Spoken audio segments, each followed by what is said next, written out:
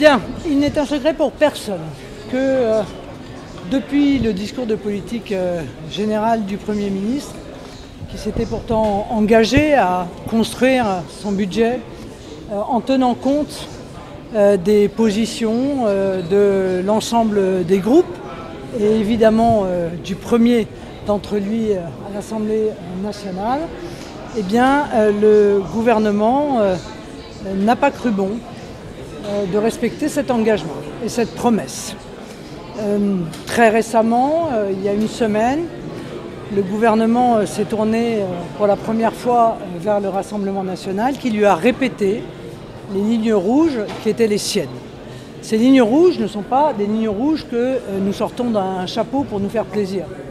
Ce sont des décisions qui étaient incluses dans le projet de loi de finances de la sécurité sociale qui étaient profondément injustes à l'égard des Français, qui faisaient payer aux Français en réalité les conséquences de l'incompétence d'Emmanuel Macron durant 7 ans, de la dette, des déficits abyssaux qui ont été la conséquence de la politique d'Emmanuel Macron. Nous avons toujours dit et considéré que punir les Français pour les faits dont ils n'étaient pas responsables, mais dont leurs dirigeants étaient responsables, n'était pas admissible. Et surtout qu'il y avait d'autres moyens de ne pas aggraver des déficits déjà considérables. Les autres moyens, c'était évidemment de s'attaquer aux dépenses structurelles de l'État, au train de vie de l'État. C'est ainsi que nous avons fait des propositions d'économie, des propositions de recettes sur la spéculation, sur les rentes, sur précisément ce train de vie de l'État, pour pouvoir alléger le poids qui pesait sur les Français. Quel était ce poids? L'aggravation pour la 2e année consécutive de l'électricité, car il y aura tout de même une augmentation au 1er janvier datant de l'année dernière. C'était la désindexation des retraites, étant entendu que ce que M. Wauquiez a obtenu est dérisoire, puisque sur près de 4 milliards de recettes sur les retraités, il a obtenu 500 millions seulement. Donc c'était encore 3,5 milliards ponctionnés sur les retraités par l'intermédiaire de la désindexation des retraites. C'était évidemment l'alourdissement des charges du travail sur les entreprises qui ont été abaissées mais qui sont restées à hauteur d'1,5 milliard. Et face à cela, nous avons fait des propositions au gouvernement de manière avec droiture, avec loyauté. Nous n'avons rien caché de nos souhaits pour les Français. Le gouvernement n'a pas souhaité bouger au-delà du déremboursement des médicaments à hauteur de 600 millions. Je rappelle tout de même que la désindexation des retraites qui ramène au gouvernement 3 milliards c'est 0,5% de l'ensemble du budget du PLFSS. Il ne me semblait pas que cette demande était insupportable. Et je pense même qu'il était insupportable de la refuser. Les choses étaient claires. M. Barnier n'a pas souhaité répondre à la demande des 11 millions d'électeurs du Rassemblement national. Il a dit que chacun assumerait ses responsabilités. Nous assumerons donc les nôtres. Ça veut dire que nous déposerons, au moment où je vous parle, et déposer une motion de censure. Que donc nous déposons une motion de censure et que nous voterons la censure du gouvernement. Le gouvernement a prévu 30 à 40 milliards d'euros de taxes et impôts supplémentaires.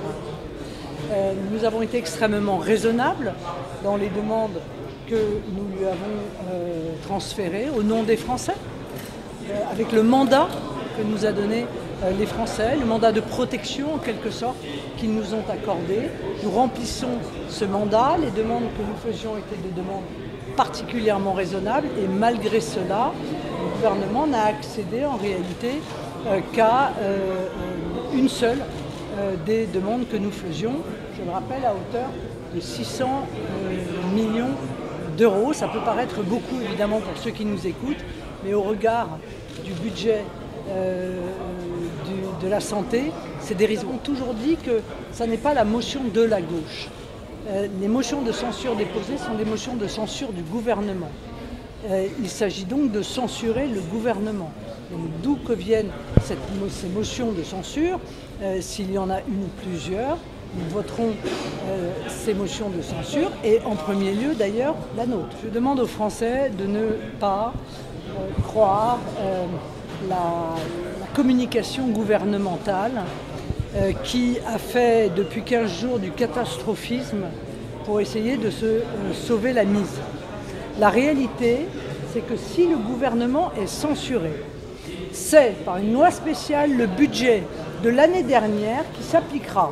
J'ai envie de vous dire donc 30 à 40 milliards d'impôts et de taxes en moins que le budget que prévoyait M. Barnier. Et puis, le président de la République nommera un nouveau Premier ministre qui nommera un nouveau gouvernement qui s'attellera, avec l'opposition bien sûr, à construire un nouveau budget. Donc, il n'y a aucune raison, encore une fois, d'essayer de diriger le choix des Français par la peur. Les Français n'ont pas de raison d'avoir peur et s'ils ont peur, c'est parce que notre pays a 3 300 milliards d'euros de dettes, des déficits absolument historiques. Tous les déficits d'ailleurs ont atteint des records, des faillites d'entreprises en cascade, le chômage qui remonte et ceci n'a rien à voir avec la censure, ceci est le fait d'une politique qui a été soutenue d'ailleurs par les LR depuis 7 ans. Je rappelle que jamais les LR n'ont accepté pendant 7 ans de voter la moindre motion de censure. Ils n'ont même pas, encore une fois, souhaité s'associer à notre demande de projet de loi de finances rectificatif quand, avant les élections de juin, nous avions d'ores et déjà détecté qu'il y avait des dérapages budgétaires extrêmement graves. Alors aujourd'hui, M. Barnier vient nous dire, regardez, les deux assemblées se sont mis d'accord sur le PLFSS. C'est faux. Ce ne sont pas les deux assemblées qui se sont mis d'accord. C'est la commission mixte paritaire, c'est-à-dire les macronistes main dans la main avec les LR. Bon. Le problème, c'est que ça ne fait pas une majorité. Et si ça faisait une majorité, M. Barnier n'aurait pas été contraint de faire passer son PLFSS grâce au 49. On censure le gouvernement, c'est tout ce que ça veut dire. À partir du moment où des groupes déposent des motions de censure, l'objectif est exactement le même. Il n'y a pas dans notre pays de mise en place d'une majorité ou d'un gouvernement alternatif, ça n'existe pas. Voilà. Donc nous souhaitons voter cette motion de censure, nous déposons donc une motion de censure et nous allons la voter parce que les Français en ont soupé. Voilà, ils en ont soupé d'être étrillés, ils en ont soupé d'être maltraités. Peut-être certains pensaient qu'avec Michel Barnier les choses changeraient, eh bien c'est encore pire que ça ne l'était.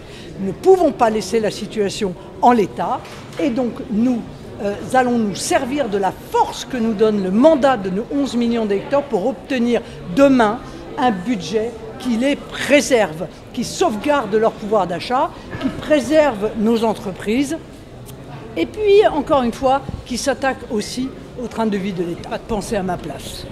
Ça évite de commettre beaucoup d'erreurs. Nous avons été extrêmement clairs.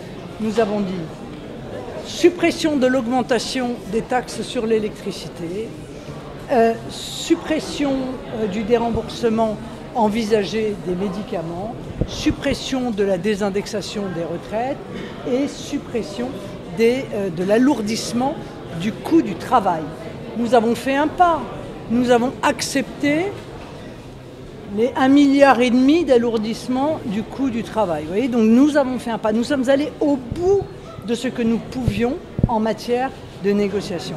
Mais quand j'entends le gouvernement dire que sur l'aide médicale d'État, qui est la gratuité des soins pour les clandestins, il envisage dans sa générosité de baisser l'AME de 200 millions alors que l'AME est est au moment où nous nous parlons entre 1,3 milliard et 1,6 milliard, je me dis que l'on se moque du monde, surtout quand dans le même temps, il envisageait de dérembourser des médicaments. Ça n'est pas admissible. Il faut, et les Français aspirent à être traités de manière juste et à ce qu'ils soient tenus compte des difficultés financières qui sont les leurs, qui ne sont pas de leur fait, mais qui sont du fait des gouvernements successifs. Donc, si M. Barnier voulait véritablement incarner une rupture, j'ai envie de vous dire c'est raté. C'est la continuité dans le pire que représentait son PLFSS et son PL. Notre Constitution est claire. Lorsqu'il existe une crise politique grave, une crise institutionnelle, voire une crise de régime, le président de la République a 3 possibilités.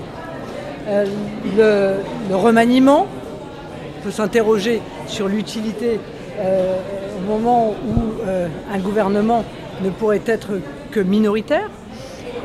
La dissolution, cette arme il l'a déjà utilisée et il ne peut pas l'utiliser avant juin prochain, et sa propre démission.